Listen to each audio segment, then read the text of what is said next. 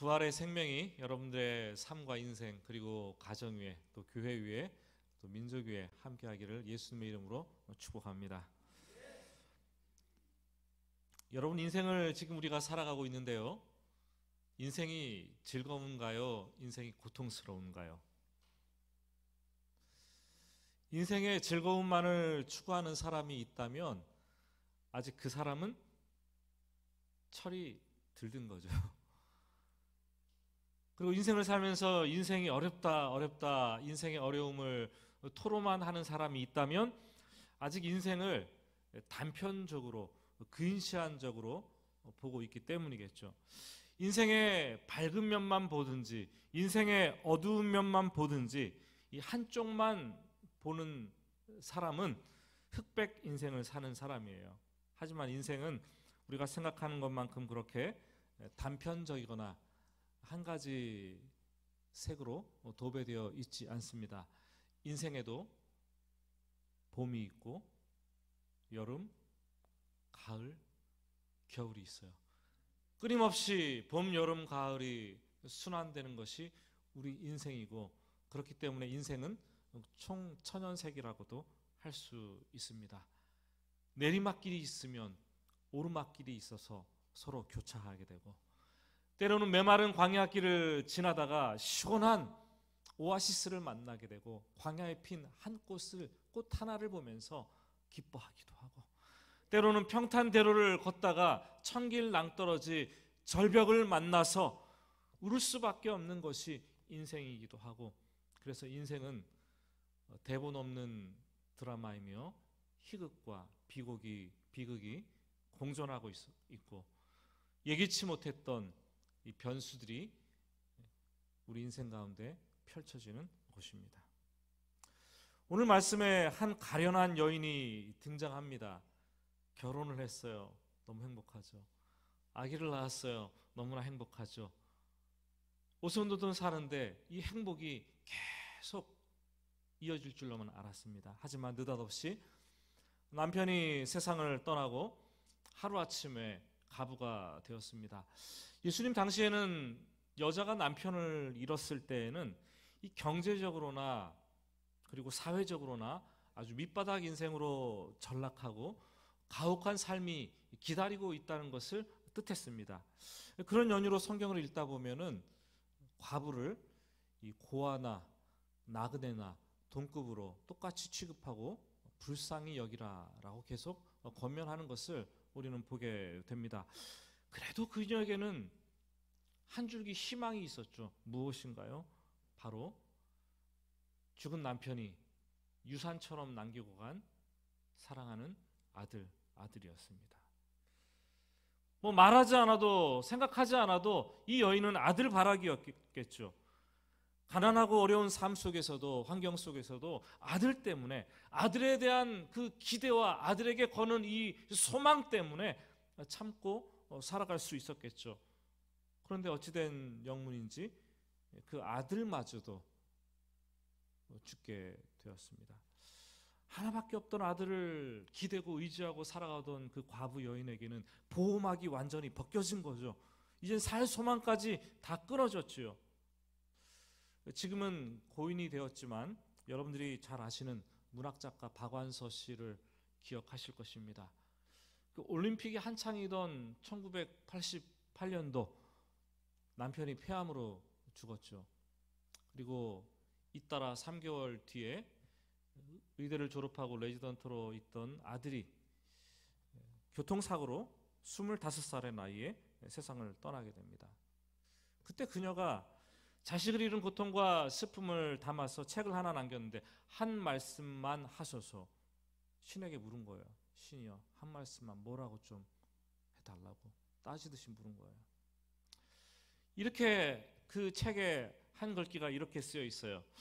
내 아들은 없는데도 온 세상이 살판난 것처럼 들떠있는 축제 분위기는 참을 수 없더니, 내 아들이 없는 세상 차라리 망해버리길 바란 거나 아니었을까. 내 무의식을 엿본 것 같아 섬뜩하다. 아, 천박한 정신의 천박한 꿈이여. 내 아들아, 어쩌면 애미를 이렇게 비참하게 만드니. 참 얼마나 이 가슴 아픈 글귀인지 모르겠어요. 이 세상이 찬란하게 빛나고 축제 분위기만 될 때 그 아들을 잃은 어머니의 심정은 너무나 세상과 다른 동떨어진 별개의 심정이었을 거예요. 주님 정말 나에게 이러시깁니까? 주님 한 말씀만 해보세요. 도대체 이게 어떻게 된 겁니까? 따져 물었어요. 저는 오늘 말씀을 같이 나누면서 우리 교회에도 배우자를 잃고 자녀와 함께 사시는 분들이 있습니다. 어떤 연유인지 모르겠지만 다양한 연유에서, 그리고 자녀를 먼저 떠나보낸 후에 가슴에 묻고 혼자 사시는 분들도 더러 있습니다. 주님께서 정말 그 어느 때보다도 이제 또 4월을 지나 가정의 달 5월로 넘어가는데 위로해 주시고 또 붙들어 주시기를 예수님의 이름으로 축복합니다. 오늘 본문의 여인도 자신의 비참함을 견딜 수 없어서 따져 물었을 것입니다. 절규했을 것입니다. 하지만 아들이 죽었다고 해서 그냥 넋놓고 있을 수만 없었습니다. 싸늘한 시신으로 변한 아들을 이제는 장례를 치러야 될 것이 아닙니까? 장례를 치러야 했어요. 사실 예나 지금이나 뭐 동서고금을 막론하고 죽은 자식이, 부모보다 먼저 자식이 죽고 그 죽은 자식이 미혼일 경우에는 그 장례를 아주 간단하게 그리고 조용하게 그리고 빠르게 치르는 것이 뭐 상례가 아니었습니까? 하지만 오늘 말씀을 보면은 마을 사람들은 과부의 이 딱한 처지를 이해했는지 뭐 뒤에서는 말이 많았겠죠. 뭐 저렇게 죄가 많길래 팔자가 사나운가, 뭐 누구를 잡아먹었다, 뭐 이런 말을 하면서 흉을 봤겠죠. 뭐 그렇겠지만 겉으로는 마을 사람들이 그 여인을 불쌍히 여겨서 그 여인의 그 아들 장례식에 많은 사람들이 참여했다고 성경은 얘기를 합니다.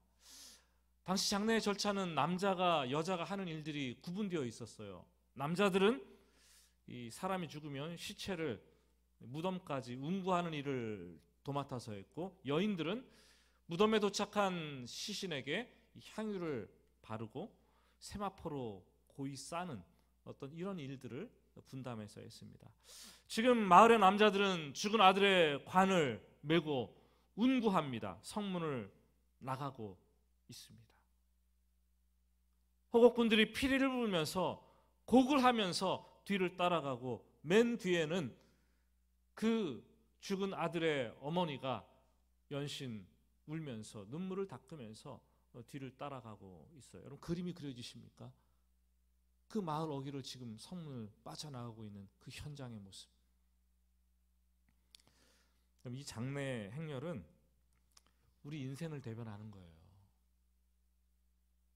우리도 먼저 죽은 자의 뒤를 그냥 따라가고 있는 거예요. 지금 장례식장에 문상객으로 간 것뿐이고, 장례 예배를 드리고 하러 간 것뿐이고, 장례 행렬을 따라서 화장장에 간 것뿐이고, 납골당에 가는 것뿐이었지만, 우리도 얼마 뒤에는 그 고인이 간 길을 따라서 우리도 고인이 될 사람들입니다. 그 다음은 우리 순서예요. 그 다음은 내 차례예요.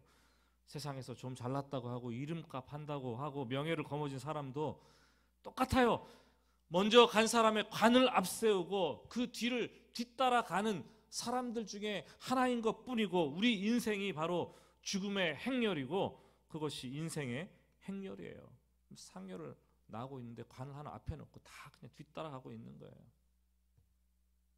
여러분 그렇게 생각한다면 우리가 너무 현재의 즐거움에 뭐 탐닉할 필요도 없고 과도하게 명예나 부에 집착할 필요도 없죠. 그것보다 죽음의 문제, 이 죽음 이후의 문제가 무엇인지 명쾌하게 풀고 살아가야 하는 것이 중요하겠죠. 그것이 믿음이고 그것이 신앙이겠죠. 부활 신앙이겠죠. 여러분 장례식 가가지고 뭐 돈 봉투 하나 쑥 집어넣고 밀어 내밀고 국밥 한 그릇 휙 말아 먹고 오지 말고 하나의 의미를 가지고 돌아오셔야 돼요. 그게 뭔지 아십니까? 다음은 내 차례구나. 내가 지금 이 상여를 따라가고 있는 거구나. 내가 이 장례 행렬에 따라서 그 다음은 나구나 라는 것을 생각하고 사는 인생이 지혜로운 사람입니다. 지혜로운 사람은 다음 순서가 자기라는 것을 알아요. 죽음의 의미를 생각하고 나의 남은 삶, 나의 인생, 나의 신앙을 추스르며 살아가는 거죠. 이제 장례 행렬은 마을을 빠져나가기 위해서 성문 가까이 옵니다. 그런데 오늘 참 독특한 상황이 펼쳐져요. 11절 말씀을 보면은 바로 그때 주님께서 제자들과 함께 또 수많은 무리들과 함께 이 나인이라는 성으로 또 주님은 들어가고 계세요. 누가복음의 저자 누가는 11절 말씀을 보면은 나인성을 소개하면서 그냥 나인이라고 나인성 그러면 될 텐데 나인이라는 성으로 들어가신다라고 굳이 나인이라는 성이라고 표현을 합니다. 왜 그랬을까요? 의미가 있어요. 나인은 히브리어로에서 왔는데 이 즐겁다라는 뜻입니다. 즐겁다. 나인성은 즐거워야 할 곳입니다. 유쾌하고 기쁨과 쾌락이 있어야 될 땅입니다. 그런데 그 땅에서 불행한 일, 비참한 일이 벌어졌다는 것을 우리는 말을 해주죠. 우리가 사는 이 세상이 그렇습니다. 좀 즐거움만 가득하고 기쁨과 쾌락과 유쾌한 일들만 가득하면 좋겠는데 알고 보니까 불쌍한 사람들이 가득하고 비참한 일들, 죽음과 눈물 없이는 살 수 없는 곳이 바로 우리가 사는 세상이에요. 지금 예수님과 예수님을 따르는 제자들 많은 무리들의 행렬은 나인성 안으로 들어가고 있어요. 근데 나인성 안으로 들어가게 되면 그곳에서 복음을 전하면서 생명을 일깨워 줄 것이고 즐거움을 줄 것이고 참 기쁨이 무엇인지를 깨닫게 할 것입니다. 그런데 반대로 지금 나인성 안에서 밖으로 나오는 많은 무리의 장례 행렬들, 기쁨, 즐거움을 잃어버리고 죽음의 노예가 되어서 슬픔과 눈물을 흘리면서 밖으로 나오고 있어요. 생명의 행렬이 성 안으로 들어가고 있고 죽음의 행렬이 성 밖으로 지금 나오고 있어요. 교차하고 있어요. 생명과 죽음이 지금 동시에 만나고 있습니다. 지금 즐거움과 슬픔이 교차하고 있어요. 이런 상황에서 예수님이 무엇을 하셨을까요? 1부 예배 드리고 2부 예배 드리고 3부 예배, 4부 예배 드리는 교회, 또 그런 예배를 드리다 보면 좀 독특한 그 시간대를 봅니다. 예배가 끝나고 다음 예배가 시작되는 그 순간에 예배를 드리고 이 성도들은 기쁨에 젖어가지고 막 환한 모습으로 빠져나가요. 그런데 들어오시는 분들은 얼굴이 굳어가지고 삶에 힘들고 찌들려가지고 막 교회 오는 모습, 이 기쁨과 슬픔, 죽음과 생명이 교차되는 그 순간이 교회에도 있어요. 여러분 오늘 교회를 나갈 때 어떤 모습으로 나가시렵니까? 13절과 14절 말씀은 주께서 과부를 보시고 불쌍히 여기사 울지 말라 하시고 가까이 가서 그 관에 손을 대시니 맨 자들이 서 있는지라. 예수께서 이르시되 청년아 내가 네게 말하노니 일어나라 하시매. 예수님께서 무엇을 하시는가요? 예수님이 행렬 뒤를 따라 나오며 울고 있는 여인을 주목하여 보셨습니다. 이 헬라어 성경에 이 보셨다, 보다라는 말이 네 가지 단어로 표현되고 있어요. 헬라어가 어려운 것이 한 의미를, 행동을 나타내는 단어가 굉장히 여러 가지로 분리되어 있는 경우가 많아요. 그래서 헬라어가 어려운데 첫 번째 보다라는 단어는 옵타노마이라는 뜻입니다. 옵타노마이. 그냥 여러분 멍하니 생각 없이 이렇게 바라보는 거 있잖아요. 물끄러 멍하니 보는 거. 이 옵타노마이라는 단어로 쓰입니다. 그리고 두 번째 단어는 에이돈이라는 단어인데 누가 야 이거 봐봐 그래가지고 이렇게 쳐다볼 때 에이돈이라는 단어를 씁니다. 세 번째는 브레포라는 단어예요. 하나님께서 무엇인가를 보여주셔서 내가 바라볼 때, 계시를 열어서 보여줄 때 바라볼 경우 이 브레포라는 단어였어요. 마지막으로 단어는 호라오라는 단어입니다. 호라오. 눈으로 보긴 보고 있는데 눈으로만 보는 것이 아니라 이 마음으로 깊숙한 것까지 꿰뚫어 보는 거예요. 그 의미가 무엇인지 의미까지도 꿰뚫어 볼 때 쓰는 단어가 호라오라는 단어예요. 근데 이 누가복음 오늘 본문 말씀을 보면 예수님께서 울면서 장례 행렬을 뒤따라 나오는 여인을 보셨다 그럴 때 이 호라오라는 단어가 쓰였습니다. 사실 이 과부는 예수님을 찾아가지도 않았어요. 예수님의 옷자락을 붙들고 매달리면서 아들을 살려달라, 정말 제발 좀 살려달라 울며 불며 통곡하지고 그러지도 않았어요. 그냥 장례 행렬을 뒤를 울면서 따라갈 뿐이었어요. 아무 요청도 없었는데 예수님은 그 교차하는 그 순간에 그 여인을 주목하여 보셨습니다. 그 여인의 아픔과 고통과 눈물을 바라보셨습니다. 그것뿐만 아니라 더 깊숙이 들어가서 죽음의 의미, 사망의 권세가 어떠한지, 죽음의 권세가 얼마나 그 여인을 세게 강타해서 그 여인을 고통스럽게 몰아넣고 있는지, 얼마나 강하게 죽음의 권세가 그 여인을 사로잡고 그의 인생을 흔들고 있는지 주님은 그 의미를 꿰뚫어 보고 계셨다는 거예요. 죽음에 매여 있는 인간, 죄의 삭신, 사망에 묶여 있는 인간의 고통을 다 보셨습니다. 그리고 그 여인에게 울지 말라 말씀을 하셨어요. 여러분, 최근 무엇 때문에 울고 계십니까? 저도 이렇게 모르게 나이가 드니까 가끔씩 그냥 왠지 그냥 눈물이 나올 때가 있더라고요.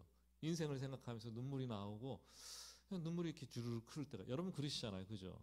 뭐 때문에 울고 계십니까, 여러분? 다윗은 그런 얘기를 했어요. 나의 눈물을 주의 병에 담으소서. 주님께서 병이 하나가 있는데 우리 성도들이 흘리는 눈물을 담는 병을 가지고 계세요.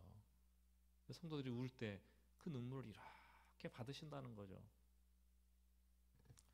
신앙이 좋음에도 불구하고 눈물이 마를 날이 없는 인생을 사시는 분들이 있어요. 그렇죠?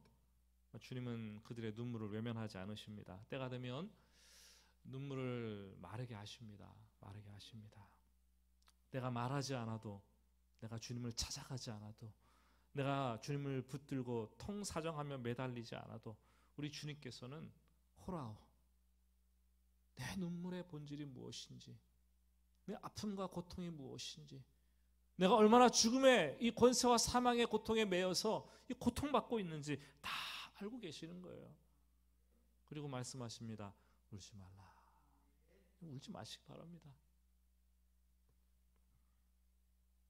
성경을 보면은 예수님의 공생의 기간 동안에 죽은 사람을 살려주신 경우가 딱 3번이 나옵니다. 한 번은 회당장 야이로의 그 외동딸, 12살 먹은 어린 딸이 죽었을 때 살린 사건.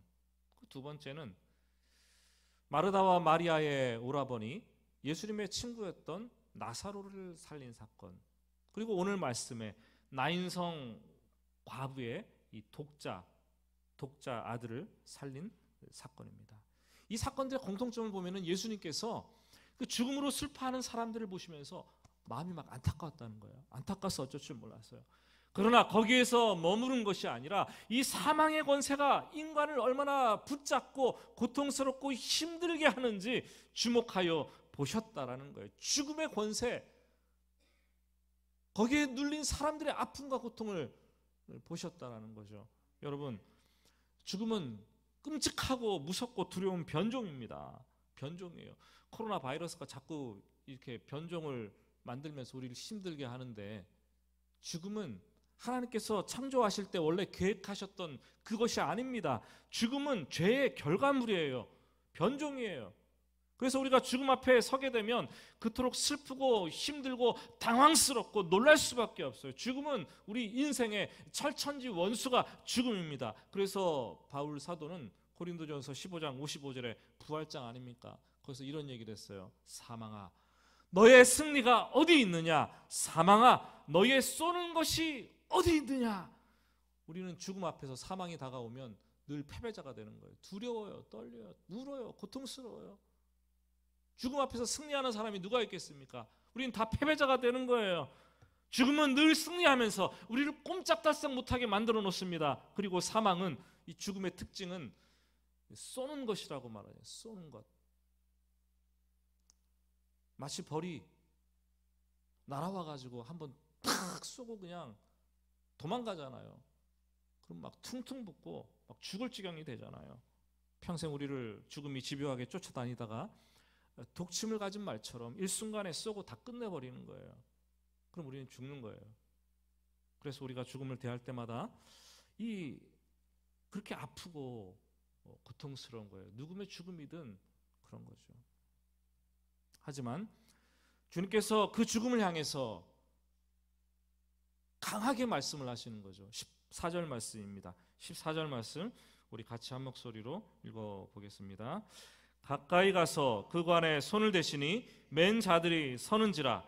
예수께서 이르시되 청년아 내가 내게 말하노니 일어나라 하시매. 일어나라 하시매. 주님께서 일어나라 말씀하시면 못 일어날 사람이 아무도 없는 거예요. 나사로도 죽음의 권세를 물리치고 무덤에서 수건을 동동 둘러맨 채 나왔습니다. 12살짜리 어린 여식도 달리다 쿰, 그럴 때 쿰이 일어나라는 뜻 아닙니까? 그럴 때 사망의 권세를 박차고 일어나서 뛰어다니고 걸었습니다. 지금 이 청년도 죽음에서 일어나라 그럴 때 죽음에서 깨어 일어납니다. 그리고 앉아서 말을 할 때에 사람들이 그것을 보고 두려워하고 하나님께 영광을 돌렸더라라고 얘기를 합니다. 여러분, 주님께서 일어나라 하시면 못 일어날 인생에 아무도 없습니다. 어른도 일어나고 나사로와 같은 어른도 일어나는 것이고 12살 먹은 여식과 같은 어린 애들도 일어나는 것이고 오늘 죽은 청년과 같은 젊은이들도 벌떡벌떡 일어나는 거예요. 몸이 살았지만 영혼이 죽은 채로 있는 분들이 있다면 오늘 부활절을 통해서 일어나시기를 바랍니다. 코로나로 인해서 너무나 오랫동안 시체처럼 죽은 것 같이 신앙생활을 하셨던 분들이 있다면 좀 일어나세요. 일어나세요. 주님께서 일어나라고 말씀하십니다. 세상도 코로나 이제 해제됐다고 말하는데 그만 좀 이제 일어나시기 바랍니다. 그게 하나님의 뜻이고 일어나라고 말씀하시는 거예요. 더 이상 사망의 권세에 매여 누워있는 것을 원하지 않습니다. 여러분, 예수님께서 과부의 아들을 살리신 이유는 지금은 죽음의 권세가 우리를 사로잡고 있는 것처럼 보이지만 죽음의 권세가 우리를 다 집어삼키고 끝내버리고 있는 것처럼 보이지만 그것이 끝이 아니라 우리가 믿음으로 부활신앙으로 이길 수 있다는 것을 우리에게 보여주시기 위함이십니다. 예수님은 이것을 위해서 십자가에 직접 돌아가셨어요. 십자가에 죽어서 죽음의 권세에 굴복하는 것 같았지만 예수님은 죽음의 권세를 깨트리고 다시 살아나심으로 삶 그리고 부활 이것을 직접 증명해 보이셨습니다. 만일 죽음 이후에 다시 일어나는 부활이 없다면 우리는 참 불쌍한 사람들이에요.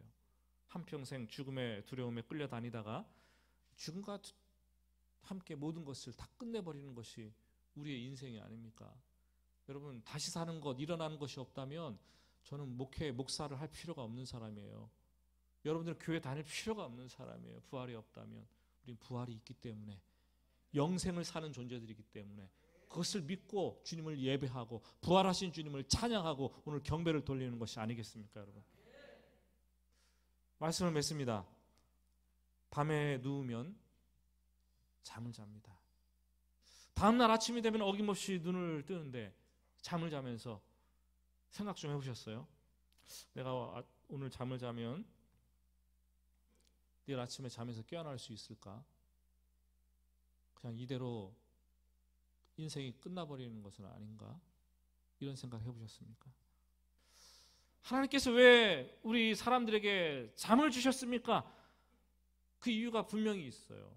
날마다 잠에서 깨어나는 것, 다시 일어나는 것, 부활을 연습하고 경험하도록 하기 위해서 잠을 주셨어요. 그렇게 연습을 하다가 아침마다 다시 깨어나고 일어나기를 반복하다 보면은 어느 날은 우리가 일어났는데 평소와 다른 곳에서 깨어나고 일어나는 거예요. 그곳이 어디예요, 여러분? 천국인 거예요, 천국. 우리는 그렇게 부활을 연습하고 적용하고 경험하다가 천국에서 다시 깨어나는 천국 백성이 되는 그런 사람들입니다. 오늘 부활의 아침에 한 과부의 아들을 다시 살려내시는 예수님의 모습을 바라보면서 우리 부활 신앙이 뭔가 조금 더 깊이 좀 들어가서 생각을 해보시기를 바랍니다. 내 안에 지금 오랫동안 죽어서 냄새나는 것들이 있다면 주님께서는 그것을 일깨우길 원합니다. 다시 일어나라고 말씀하시는 거예요. 죽음의 권세가 우리를 지배할 수 없다는 것을 오늘 말씀을 통해서 분명하게 말씀을 해주고 있습니다. 여러분, 다시 살아나는 것, 부활을 죽음의 이후의 문제라고만 생각하지 마시기 바랍니다. 매일매일 여러분들의 삶 속에서 부활을 경험해야 되는 거예요. 죽어있는 것들을 다시 살려내고, 관계도 다시 살려내고, 육신도 다시 살려내고, 모든 것들을 주님께서는 다시 살려내라고 말씀하십니다. 이 부활절에 여러분들의 신앙, 삶, 그리고 인생 모든 것들을 다시 살려내시는 하나님 앞에 간절히 또 간구하고 다시 살려냄을 받는 여러분들 인생 되시기를 예수님의 이름으로 축복합니다.